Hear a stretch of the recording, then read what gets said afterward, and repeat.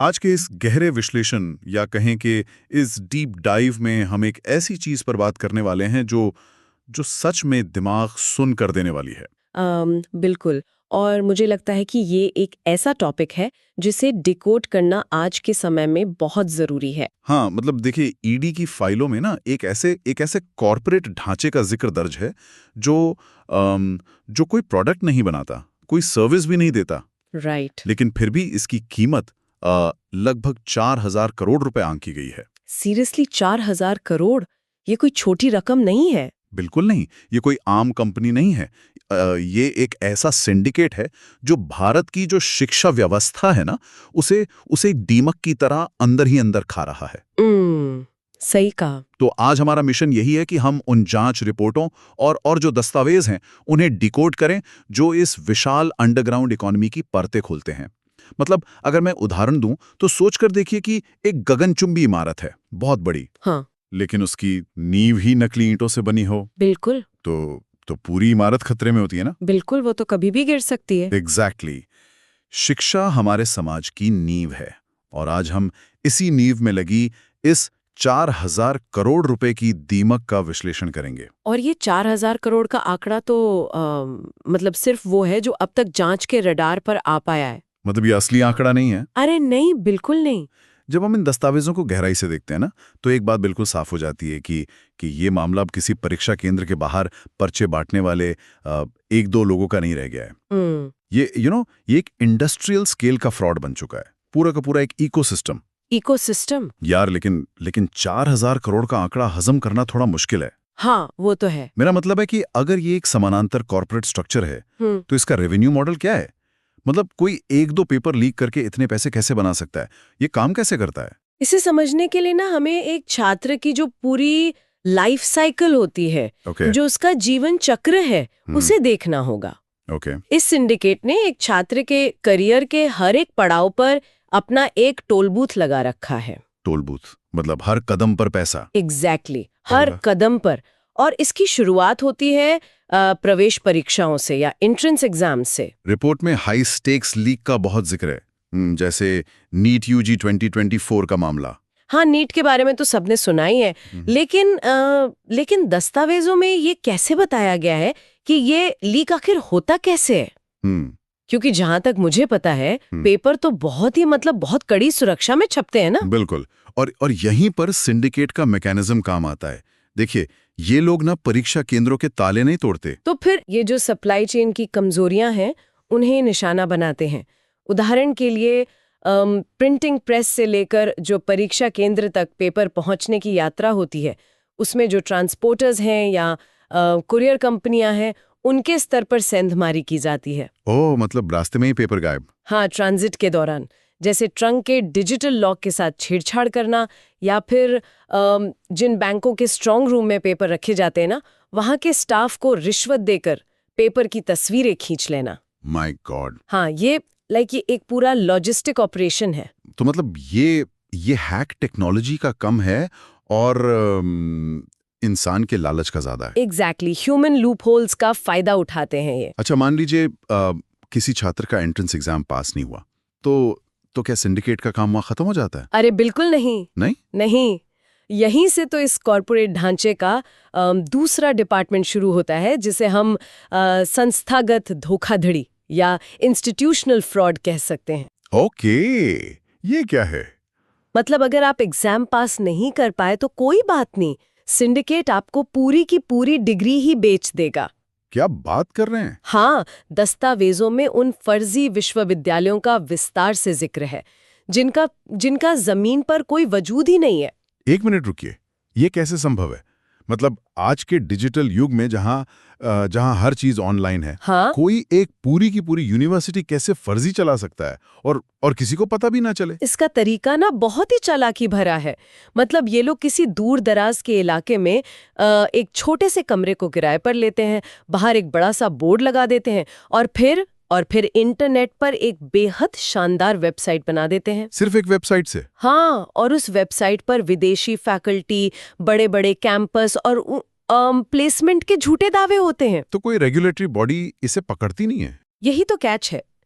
Regulatory संस्थाओं के database ना इतने पुराने और अलग थलग हैं, मतलब साइलोड हैं, कि एक राज्य की एजेंसी दूसरे राज्य के रिकॉर्ड क्रॉस चेक ही नहीं करती। ओह, तो वो आपस में बात ही नहीं कर रहे हैं। बिल्कुल।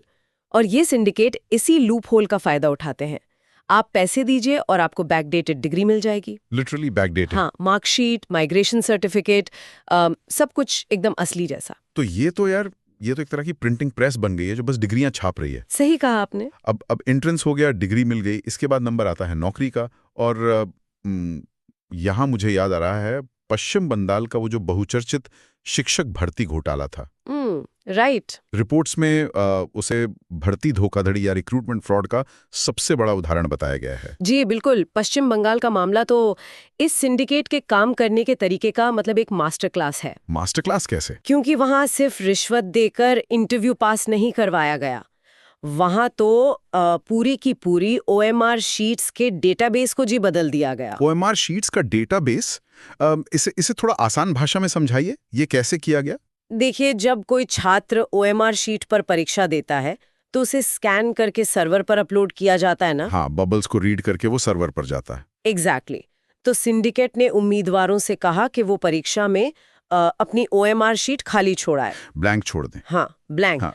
और बाद में जब वो शीट स्ट्रांग रूम में आई तो भ्रष्ट अधिकारियों और जो डेटा एंट्री ऑपरेटर होते हैं उनकी मदद से उन खाली शीट्स को भर दिया गया। बाप रे। और सिर्फ इतना ही नहीं, जो डेटाबेस सर्वर पर अपलोड हुआ था ना, उसे भी हैक या मैनिपुलेट कर दिया गया ताकि वो उस भरी हुई शीट से मैच कर जाए। ये तो बहुत ही डरावना है यार। और इसका सबसे बुरा हिस्सा पता है क्या है? क्या? जो योग्य उम्मीदवार थे ना, उनके नंबर डेटाबेस में कम कर दिए गए। सीरियसली? मतलब अगर मैं दिन रात एक करके सही जवाब लिख कर आऊं तो भी कोई बैकएंड पे मेरे नंबर कम करके किसी ऐसे इंसान को नौकरी दे देगा जिसने पेपर पे एक पेन तक नहीं चलाया। बिल्कुल यही हुआ है। और इस इकोसिस्टम का एक चौथा स्तंभ भी है जो शायद सबसे ज्यादा शर्मनाक है। इससे भी ज्यादा शर्मनाक क्या हो सकता है? इस वित्तीय धोखाधड़ी या स्कॉलरशिप फ्रॉड। ओहो। दस्तावेजों में ना हिमाचल प्रदेश और उत्तर प्रदेश के कुछ मामले दर्ज हैं जो बताते हैं कि कैसे गरीब, अल्पसंख्यक और आदिवासी छात्रों के लिए जो वजीफा या स्कॉलरशिप का पैसा सरकार भेजती है उसे ये सिंडिकेट बीच में ही गायब कर देता है। लेकिन एक सेकंड, सरकार तो अब पैसा सीधे बैंक अकाउंट में भेजती है ना? हाँ, डायरेक्ट बेनिफिट ट्रांसफर। हाँ, DBT। हाँ, तो ये पैसा बीच से कैसे गायब हो सकता है? मतलब आधार कार्ड और KYC भी तो होता है अब। यहीं पर इनका फाइनेंस डिपार्टमेंट काम करता है। अच्छा। ये लोग कागजों पर फर्जी स्कूल और संस्थान बनाते हैं, फिर उन छात्रों का डेटा का इस्तेमाल करते हैं जो कभी उन स्कूलों में गए ही नहीं। डेटा चोरी। हाँ, और इसके लिए बैंक के कुछ करप्ट बैंकिंग कॉरेस्पॉन्डेंट्स या जो स्थानीय एजेंट होते हैं ना, उनके साथ मिलीभगत की जाती है। वे फर्जी या चोरी किए गए आधार कार्ड के जरिए अकाउंट खोलते हैं। समझ रहा हूँ। तो सरकार को लगता है कि वो पैसा एक गरीब छात्र के अकाउंट में जा रहा है, लेकिन वो असल में सिंडिकेट के शेल अकाउंट्स में जा रहा होता है। यार, ये तो पूरा का पूरा एक प्रॉपर बिजनेस मॉडल है। बिल्कुल है। मतलब इसका अपना ऑपरेशंस विंग है जो पेपर लीक करता है, एक मैन्युफैक्चरिंग विंग है जो फर्जी डिग्रियां छापता है, एक IT डिपार्टमेंट है जो OMR सर्वर हैक करता है, और एक फाइनेंस डिपार्टमेंट है जो स्कॉलरशिप का पैसा निकालता है। एकदम सही समरी दी आपने। लेकिन मेरा सवाल यह है कि इतना बड़ा तंत्र चल कैसे रहा है? मतलब ये कोई हवा में तो नहीं हो रहा होगा? कोई तो इसे मैनेज कर रहा होगा। हाँ, कोई तो बोर्ड ऑफ डायरेक्टर्स होगा इसका। दस्तावेजों का विश्लेषण इस सवाल का बहुत ही सीधा जवाब देता है। क्या जवाब है? ये तंत्र एक खतरनाक गठजोड़ या एक नेक्सस के इशारे पर चलता है। देखिए, पिछले कुछ दशकों में ना भारत की जो शिक्षा अर्थव्यवस्था है, वो बहुत तेजी से बढ़ी है। हाँ, एजुकेशन सेक्टर तो बहुत बूम हुआ है। राइट। बाजार तो बड़ा हो गया, लेकिन नियम और जो रेगुलेशंस हैं वो बहुत पीछे छूट गए। एक तरह का रेगुलेटरी वैक्यूम या खालीपन आ गया सिस्टम में। देखिए, मैं आपसे पूरी तरह सहमत नहीं हूँ। अच्छा। हाँ, क्योंकि रेगुलेटरी वैक्यूम कहना तो बहुत आसान है। ये तो ऐसा हो गया जैसे हमने कोई कानून ही नहीं बनाया। लेकिन जो एजेंसियां परीक्षा करवा रही हैं, जिन कोचिंग सेंटर्स का काम बच्चों को पढ़ाना है, वही अगर पेपर और चाबियां बेच रहे हैं तो इसे वैक्यूम कैसे कह सकते हैं? आप सही कह रहे हैं। ये तो लिटरली इनसाइडर ट्रेडिंग है ना। मतलब जब पहरेदार ही चोर बन जाए तो उसे नियमों का अभाव थोड़ी कहेंगे। आपकी बात में बहुत दम है, और रिपोर्ट भी इसी ओर इशारा करती है कि ये सिर्फ नियमों की कमी नहीं है, बल्कि सिस्टम में बैठे लोगों का नैतिक पतन है। बिल्कुल। अगर हम इस सिंडिकेट के बोर्ड ऑफ डायरेक्टर्स की बात करें ना, तो इसमें 3 मुख्य खिलाड़ी हैं। कौन कौन? पहले है राजनेता और बिचौलिए, जो इस पूरे ऑपरेशन को राजनीतिक संरक्षण देते हैं। ओके। ये लोग तय करते हैं कि अगर कोई जांच हो भी तो वो किस दिशा में जाए। मतलब एक तरह से ये लोग सिंडिकेट को लाइसेंस टू ऑपरेट देते हैं। एग्जैक्टली। जी। दूसरे नंबर पर आते हैं निजी संस्थान और कुछ भ्रष्ट कोचिंग सेंटर। ये इस नेक्सस का सेल्स और मार्केटिंग विंग है। मतलब ये कस्टमर ढूंढ कर लाते हैं। हाँ, क्योंकि इनके पास छात्रों का डेटाबेस होता है। हाँ। ये पहचानते हैं कि कौन सा छात्र पढ़ाई में कमजोर है लेकिन उसके परिवार के पास पैसा है। ओ, तो ये टारगेट करते हैं उन्हें। बिल्कुल। फिर ये उन छात्रों को सिंडिकेट के एजेंटों से मिलवाते हैं। और तीसरा खिलाड़ी कौन है? भर्ती एजेंसियां और भ्रष्ट सरकारी अधिकारी जो सिस्टम के अंदर बैठे हैं। हाँ, ये वो लोग हैं जिनके पास सिस्टम के पासवर्ड्स होते हैं, स्ट्रांग रूम की चाबियां होती हैं। ये सिंडिकेट के ऑपरेशंस मैनेजर है। वाह। तो इन तीनों के मिलने से जो इकोसिस्टम बनता है ना, उसे तोड़ना इसलिए मुश्किल है क्योंकि इसमें नियम बनाने वाले, उन्हें लागू करने वाले और शिक्षा का व्यापार करने वाले सब एक ही टेबल पर बैठे। यार ये जानकारी सच में दिमाग सुन कर देने वाली है तो। लेकिन पता है, हम अक्सर इस 4000 करोड़ के आंकड़े और इन मैकेनिज्म में इतना उलझ जाते हैं कि इसकी असली कीमत भूल जाते हैं। सही कहा। मेरा मतलब है, ये कोई एक्सेल शीट का नंबर नहीं है, ये कोई विक्टिमलेस क्राइम नहीं है कि बस किसी ने सरकार का पैसा चुरा लिया और बात खत्म। बिल्कुल नहीं। इसकी कीमत समाज बहुत ही अलग तरीके से चुका रहा है। दस्तावेजों में ना इस सामाजिक प्रभाव को बहुत गहराई से रेखांकित किया गया है। इसका सबसे पहला और सबसे खतरनाक प्रभाव है योग्यता का अवमूल्यन, मतलब डिवैल्यूएशन ऑफ मेरिट।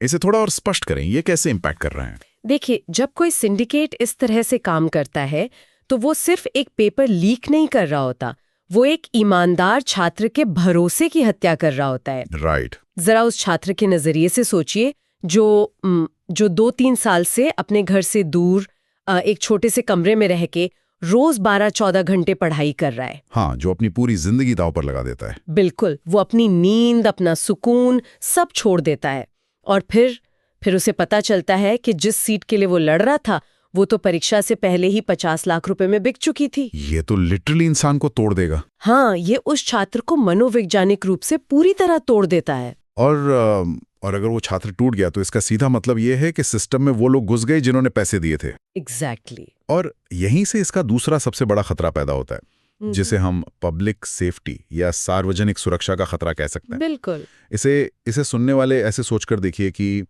अगर कोई सिविल इंजीनियर किसी फर्जी यूनिवर्सिटी से डिग्री खरीद कर आता है और उसे किसी सरकारी विभाग में पुल बनाने का टेंडर मिल जाता है, तो क्या वो पुल टिकेगा? मतलब जब वो इंजीनियर उस कंक्रीट और स्टील का हिसाब ही नहीं जानता तो वो पुल तो एक ना एक दिन गिरेगा ही ना। ये बहुत ही सटीक उदाहरण है। दस्तावेजों में ना मेडिकल और टेक्निकल डिग्रियों के इस फर्जीवाड़े को लिटरली टिकिंग टाइम बॉम्ब कहा गया है। Ticking time bomb? बिल्कुल। और आप कल्पना कीजिए कि आप किसी अस्पताल के ऑपरेशन थिएटर में हैं। ये तो बहुत डरावना ख्याल है। हाँ, और आपके सामने जो सर्जन खड़ा है ना, उसने नीट का पेपर लीक के जरिए पास किया था और अपनी मेडिकल की डिग्री किसी ब्रोकर से खरीदी थी। My God. और वो इंसान अब आपके शरीर पर कट लगाने वाला है। मतलब ये बात इस घोटाले को फाइलों और आंकड़ों से निकालकर सीधे हमारी और आपकी जिंदगी से जोड़ देती है। ये एक सीधा मर्डर वेपन बन जाता है। बिल्कुल। और यही कारण है कि भविष्य की पीढ़ियों की शिक्षा और स्वास्थ्य की गुणवत्ता सीधे तौर पर नष्ट हो रही है। सोचिए, जब शिक्षक ही 15.5 लाख रुपए घूस देकर स्कूल में नियुक्त होगा तो वो क्लासरूम में जाकर क्या नैतिकता पढ़ाएगा? वो तो सबसे पहले अपने 15.5 लाख रुपए वसूलने की कोशिश करेगा ना। एग्जैक्टली, वही तो। यार, जब बात इतनी साफ है, खतरे इतने स्पष्ट हैं, तो ईडी जैसी ताकतवर एजेंसियां इन सबको सीधा जेल में क्यों नहीं डाल देती? मतलब समस्या कहाँ आ रही है? यहीं से हम इस मामले के सबसे जटिल हिस्से में प्रवेश करते हैं, जिसे हम राजनीतिक और संस्थागत चुनौती कह सकते हैं। जटिल कैसे? ईडी के दस्तावेजों का विश्लेषण करने पर ना ये पता चलता है कि ये केवल एक कानूनी लड़ाई नहीं है, ये एक पूरा राजनीतिक चक्रव्यूह है। किस तरह का चक्रव्यूह? देखिए, रिपोर्ट्स में एक बहुत ही स्पष्ट पॉलिटिकल नैरेटिव का जिक्र है। ईडी पर लगातार चयनात्मक सक्रियता या सिलेक्टिव एक्टिविज्म के आरोप लग रहे हैं। ओके। आरोप ये है कि जांच का जो दायरा है ना, वो गैर बीजेपी शासित राज्यों या विपक्ष शासित राज्यों में ज्यादा केंद्रित है। दस्तावेजों में दर्ज इन दावों के मुताबिक इससे एजेंसी की निष्पक्षता पर सवाल उठने लगते हैं। देखिए, यहाँ पर हम जो भी बात कर रहे हैं वो पूरी तरह से दस्तावेजों में दर्ज दावों के आधार पर है ना? हम कोई पक्ष नहीं ले रहे हैं। बिल्कुल, हम सिर्फ रिपोर्ट कर रहे हैं। हाँ, लेकिन एक तरफ ये राजनीतिक आरोप हैं और दूसरी तरफ ईडी के अपने आंकड़े भी तो हैं। मुझे रिपोर्ट में एक आंकड़ा दिखा कि ईडी ने अब तक लगभग 1500 करोड़ रुपए की संपत्ति कुर्क की है, यानी अटैच की है। ये तो एक बहुत बड़ी रिकवरी है। ये निश्चित रूप से एक अहम आंकड़ा है। 1500 करोड़ रुपए की संपत्ति जब्त करना और अलग अलग राज्यों में गिरफ्तारियां करना, ये साबित करता है कि घोटाला तो बहुत बड़े पैमाने पर हुआ है। लेकिन क्या? लेकिन कानूनी प्रक्रिया में संपत्ति कुर्क करना केवल पहला कदम होता है। मनी लॉन्ड्रिंग के मामलों में जो सबसे बड़ी चुनौती होती है ना, वो है प्रेडिकेट ऑफेंस या मूल अपराध को अदालत में साबित करना। अच्छा, साबित करना मुश्किल होता है? बहुत मुश्किल। आपको ये साबित करना होता है कि जो संपत्ति जब्त की गई है वो सीधे तौर पर उसी अपराध से कमाई गई थी, और यहीं पर मामले सालों साल लटक जाते हैं। यही मेरा पॉइंट है। अगर मैं इस पर थोड़ा जोर दूं तो 1500 करोड़ की संपत्ति कुर्क करना कल के अखबार की हेडलाइन के लिए बहुत अच्छा है। हाँ, वो तो है। लेकिन अगर ये गिरफ्तारियां और ये कुर्की केवल एक अंतहीन जांच बनकर रह जाएं और 10 साल बाद भी अदालत से किसी को सजा ना मिले, यानी कन्विक्शन ना हो, तो क्या ये न्याय से ज्यादा एक पॉलिटिकल थिएटर नहीं लगेगा? आप बिल्कुल सही नस पर उंगली रख रहे हैं।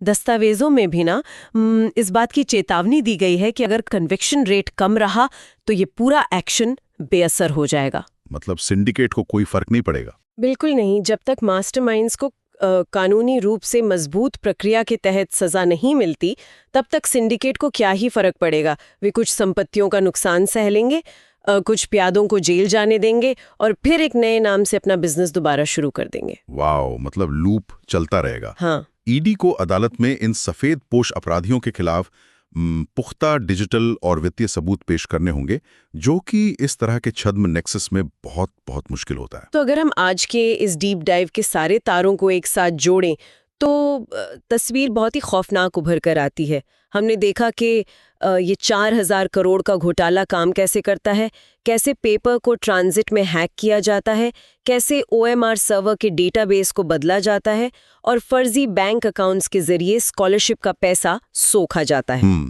और हमने उस गठजोड़ को भी डिकोड किया जहां राजनेता सुरक्षा देते हैं, कोचिंग सेंटर ग्राहक लाते हैं और भ्रष्ट अधिकारी उस तिजोरी का ताले खोलते हैं। बिल्कुल। और सबसे जरूरी बात हमने ये समझा कि इसका खामियाजा उस आम इंसान को भुगतना पड़ रहा है जो गिरते हुए पुलों और अयोग्य डॉक्टरों के भरोसे अपनी जान दांव पे लगा रहा है। जी, और साथ ही ईडी के सामने निष्पक्ष दिखने और अदालत में इस केस को अंजाम तक पहुंचाने की कितनी लंबी कानूनी लड़ाई है, ये भी हमने देखा। सही कहा। ये सिर्फ एक घोटाला नहीं है यार, ये एक सिस्टमैटिक विफलता है जिस पर तुरंत और निष्पक्ष प्रहार की जरूरत है। बिल्कुल। और अब जब हम अपनी चर्चा के अंतिम मोड़ पर हैं, तो इन सारे दस्तावेजों से ना एक बहुत ही गहरा सवाल निकल के आता है। वो क्या? हम अक्सर देखते हैं कि जब भी कोई पेपर लीक होता है तो सरकारें परीक्षा केंद्रों पर और ज्यादा CCTV कैमरे लगा देती हैं, इंटरनेट जामर लगा देती हैं, छात्रों की 3-3 बार चेकिंग होती है। हाँ, सिक्योरिटी बढ़ा देते हैं। लेकिन इन सब का क्या फायदा अगर पेपर परीक्षा केंद्र पहुंचने से पहले ही बिक चुका हो? एग्जैक्टली, यही तो सबसे बड़ा लूप होल है। यही वो विरोधाभास है जिस पर हमें सोचना चाहिए। हम दीवारों को और ऊंचा कर रहे हैं, दरवाजों पर और भारी ताले लगा रहे हैं, लेकिन जब तिजोरी की चाबी रखने वाला गार्ड ही चोरों के पेरोल पर काम कर रहा हो, जब नियम बनाने और लागू करने वाले लोग ही इस 4000 करोड़ की इंडस्ट्री का हिस्सा हों, तो क्या हम सिर्फ बीमारी के लक्षणों का इलाज कर रहे हैं? बहुत ही वैलिड सवाल है ये। क्या हम असली बीमारी को नजरअंदाज कर रहे हैं जो उन कुर्सियों पर बैठी है जहां से हमारा सिस्टम कंट्रोल होता है? सुनने वाले जरा सोच कर देखें, अगर इसी तरह मेरिट खरीदी और बेची जाती रही तो आने वाले कल में भरोसा नाम का ये शब्द शायद सिर्फ डिक्शनरी में ही रह जाएगा। बिल्कुल। इसी एक सवाल के साथ हम आज का ये डीप डाइव यहीं खत्म करते हैं। खुद से ये सवाल जरूर